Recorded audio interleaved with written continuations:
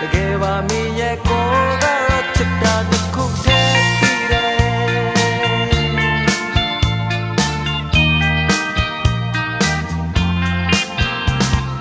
ဘယ်လောက်လဲ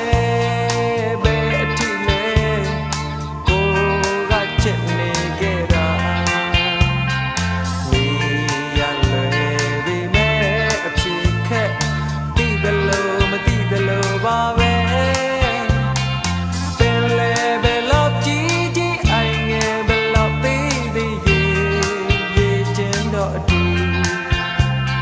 အပေါ်တွေကိုမစောတတ်ဘူးတာမန်လူတယောက်မို့လေ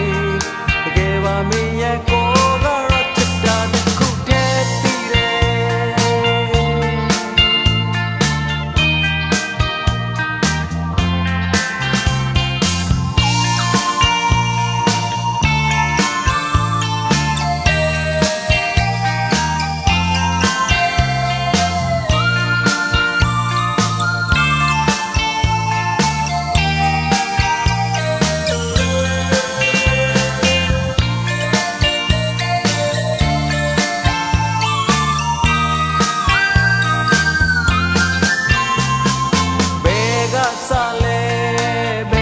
ဆုံးမလဲ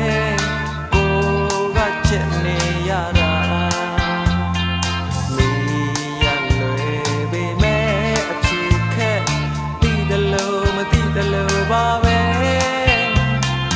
နေရဟာမတည်ငြိမ်ခြင်းအချိန်ဆိုတာမတည်ငြိမ်ခြင်းလို့ယူဆကြရင်